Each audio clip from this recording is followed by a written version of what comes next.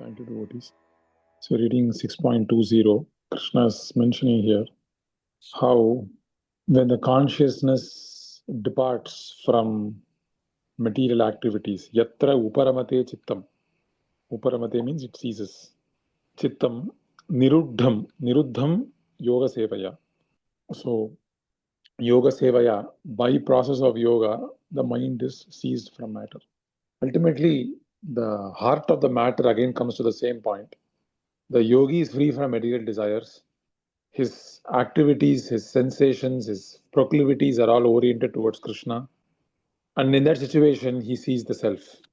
Yatra caivātmanāṁ paśyann ātmani tuṣyati.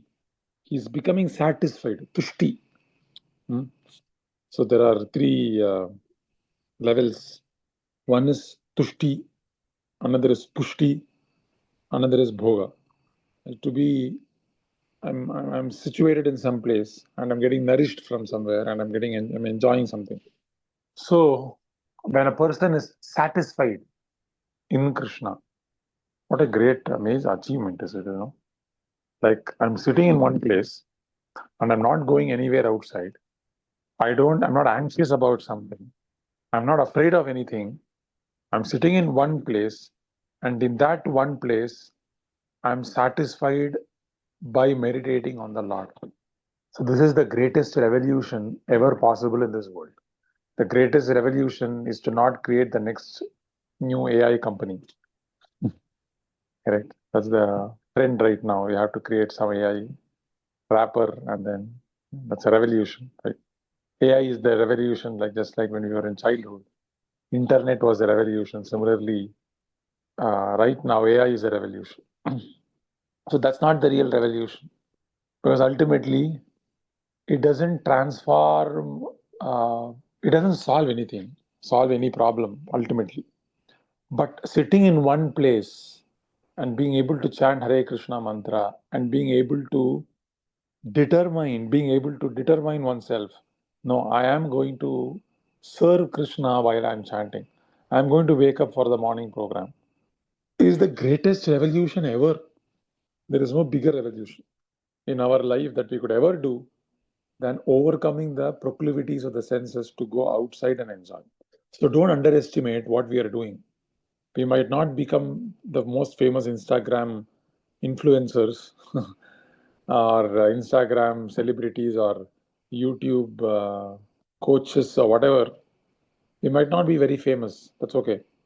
But as soon as we begin to take the process of chanting Hare Krishna mantra seriously, yatra uparamate chittam, we are trying to restrain the consciousness from everything. There are 100 thoughts that are coming and sitting on top of the mind and screaming, give me attention, give me attention, give me attention. But if a devotee is trying to uparamate, is trying to withdraw his senses from the outside world.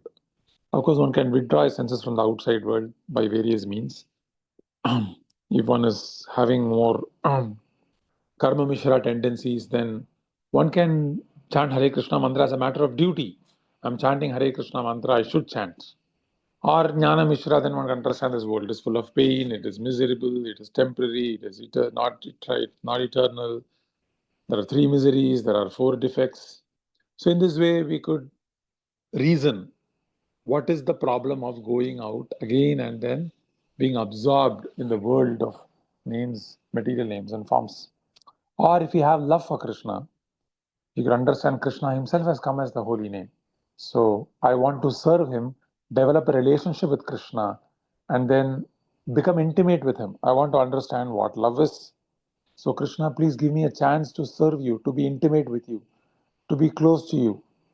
I want to experience what it means to be to your dear servant, what it means to be your dear beloved devotee. So this tendency of wanting to be close to Krishna and as a means chanting Hare Krishna mantra sincerely, that's because of bhakti. But somehow or other, one must make up his mind, uparamate chittam, to desist from going outside and turn one's mind to the mantra. That is what Prabhupada, this is Krishna saying here, niruddhaṁ yoga-sevayā. By chanting of Hare Krishna mantra, gradually what happens? Niruddhaṁ. Niruddha means it's automatically restrained from matter. So the more and more and more we are chanting Hare Krishna mantra nicely, and when our mind is not going into the designations that we have accepted. I'm a mother, I'm a father, I bought a new house, I bought a new car, I bought a new job, I got a new job, I need to apply to a new job. Oh, so many things. Oh, I feel very sick. How can I solve this? So the mind is constantly nagging us how to solve the next material problem. As soon as we have a problem, the mind will start nagging. Now this is there, what will happen, what will happen, what will happen? Now you didn't get a job, now what will happen? So in this way, somehow, or you're very sick, or how can this be solved? Or you're very, someone got a promotion, will you get a promotion or not? Somehow or the other, the mind will nag always. And worse is that it will continue to nag during chanting. If I'm attending to the mind's nagging through rest of my time during the day, when I'm not chanting, I should not be very surprised when I am chanting and my mind nags me and I unhesitatingly, unwittingly obey it, because that's what I've done for the rest of the day. I have not made even an attempt to surrender for the rest of the day. How can I attempt to surrender during my chanting? Not possible. So many times devotees ask, how do I make my chanting better? Very simple. We should make attempts to surrender to the Lord during the rest of the day. So if we attempt to surrender to the Lord during the rest of the day, our chanting will become better. And if our chanting is better, then the rest of the day is better.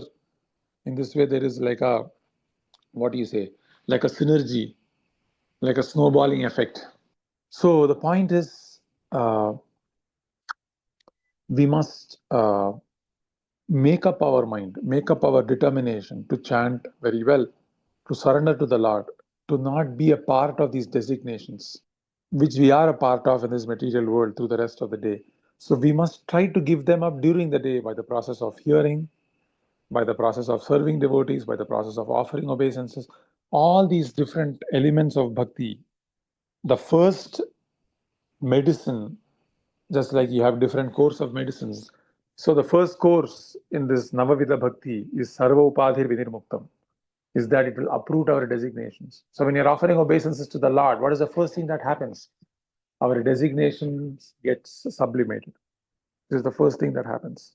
So we should make up our mind during chanting to desist from matter.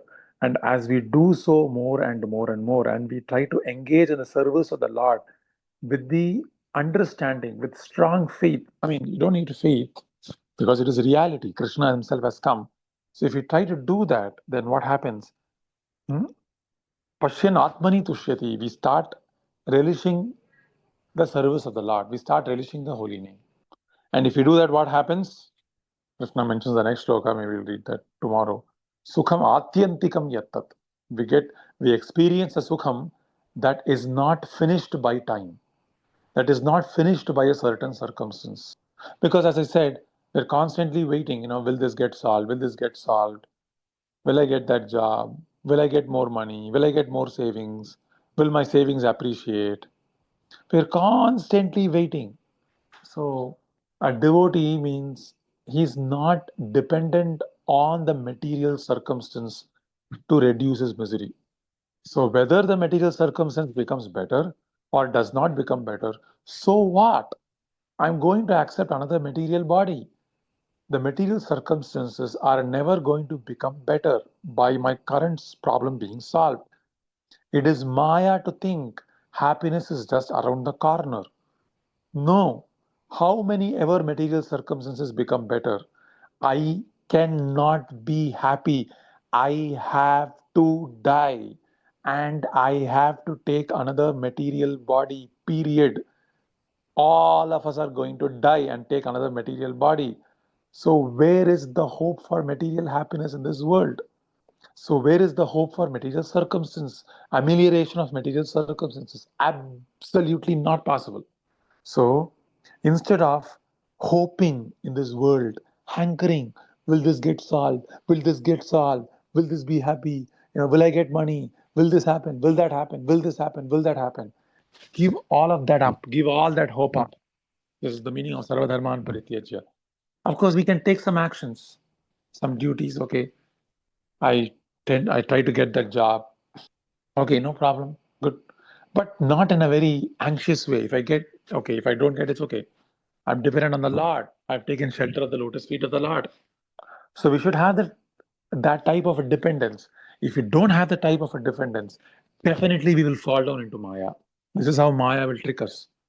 Because you'll think, this circumstance I am in, let me first solve this circumstance and then I will take to bhakti. No, this will not be possible. And sometimes it will get solved, sometimes it will not get solved. And many of the times you will see that after the circumstances get resolved also, we will not take seriously to bhakti. So whether the circumstances come or not come, so what? So what? It will come, it will go. Based on my karma, it has to come. No one can escape karma. Who can solve what? Not possible. Right? So we should have this sense of not depending on a certain circumstance to become better. And then I'll take to bhakti seriously. No. Let the circumstance come or go. Anyway, this circumstance I am in will be finished one day. And I have to take another material body. But I am eternal. Why should I take another material body? I'm going to go back to Godhead. Very simple. So if I determine myself like that, I mean, I'm not there yet.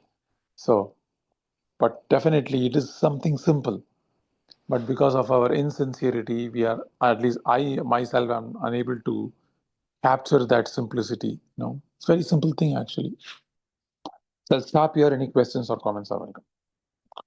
Thank you, Devotee Selection.